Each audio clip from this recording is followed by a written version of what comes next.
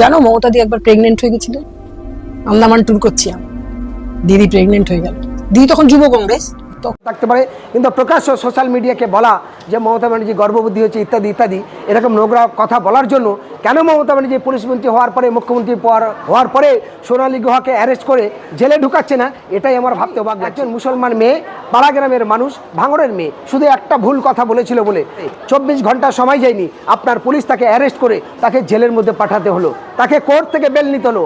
আরেকটি ছেলে মাওলানা মতিউর রহমান, মালদা জেলা বাড়ি, আপনার বিরুদ্ধে একটা লেখা পোস্ট করেছিল বলে সঙ্গে সঙ্গে পুলিশ ব্যবস্থা নিয়েছে। কিন্তু যে সোনালী আপনাকে অপমান করলো, গোটা বাঙালিদের অপমান করলো, গোটা সমাজ ব্যবস্থাকে একটা আলো কালির কলঙ্কিত করেছিল, অর্থাৎ সেই সোনালী গুহা এখন ঘুরছে কি করে? এখনও শওকত মোল্লার কোনো বক্তব্য আমি পাইনি।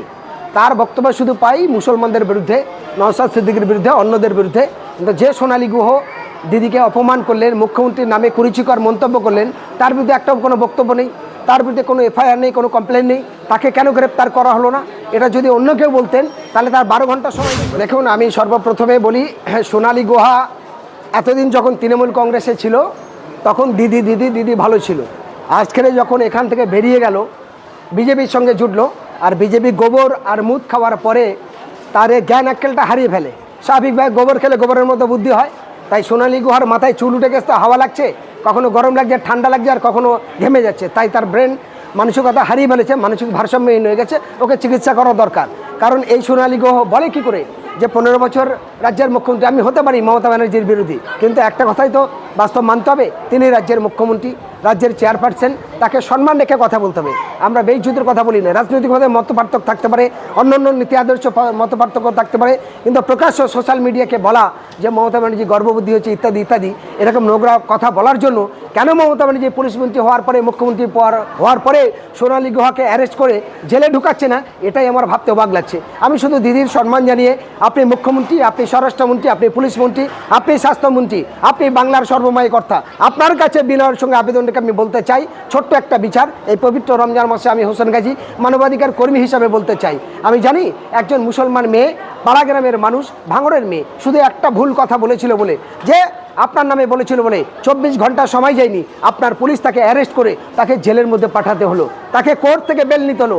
আরেকটি ছেলে মাওলানা মতিউর রহমান, মালদা জেলা বাড়ি, আপনার বিরুদ্ধে একটা লেখা পোস্ট করেছিল বলে সঙ্গে সঙ্গে পুলিশ ব্যবস্থা নিয়েছে। কিন্তু যে সোনালী আপনাকে অপমান করলো, গোটা বাঙালিদের অপমান করলো, গোটা সমাজ ব্যবস্থাকে একটা কালির কলঙ্কিত করেছিল, অর্থাৎ সেই সোনালী গুহা এখন ঘুরছে কি করে?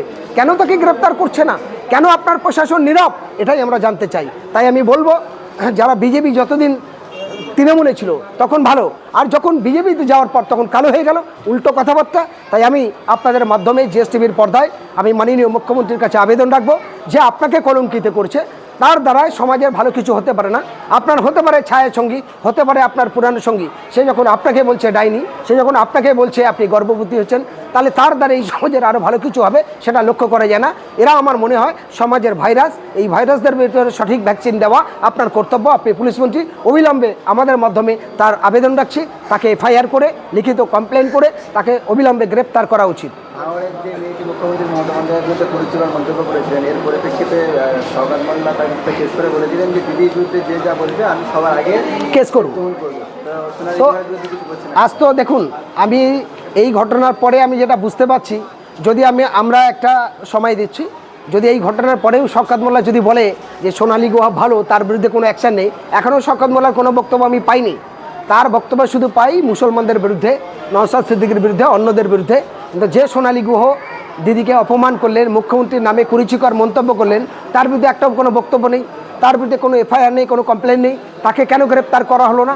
এটা যদি অন্য কেউ বলতেন তাহলে তার 12 ঘন্টা সময় দিত না। ফলে এই জায়গায় দাঁড়িয়ে আমি দৃষ্টি আকর্ষণ করে রাজ্য সরকারে বলতে চাই, অবিলম্বে সোনালী গুহার বিরুদ্ধে এফআইআর করে এবং তার আইনের আওতায় উপযুক্ত শাস্তির দাবি করছি।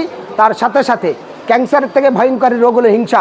আবারও বলবো, আগামী 2026 নির্বাচনে আসছে, বিধানসভা নির্বাচনে নতুন করে কোনো মা বোনের চুরি শাখা সিঁদুর না হচ্ছে, নতুন করে কারোর জীবনহানি না হয়, কোনো ছেলে মেয়েরা যেন অনাথ এতিম না হয়, কোনো ভাইয়ের যেন প্রাণ না যায়, তার জন্য নির্বাচন কমিশনে যেমন দায়িত্ব পালন করতে হবে, সাথে শাসক এবং বিরোধী সমস্ত রাজনৈতিক দলরা নিরপেক্ষ ভূমিকা নিয়ে মানুষের গণতান্ত্রিক অধিকার, নিজের ভোট নিজে দেওয়ার মতো পূর্ণ সহযোগিতা করতে হবে। যদি না করে আমরা জানবো তারা স্বার্থলোভী, তারা কেবল অর্থ গুদিয়ার ক্ষমতার লোভের জন্য মানুষের গণতন্ত্রকে প্রতিরোধ করছে, গণতন্ত্রকে কণ্ঠরোধ করে নিজেদের রাজনৈতিক শক্তি প্রয়োগ করতে চাইছে।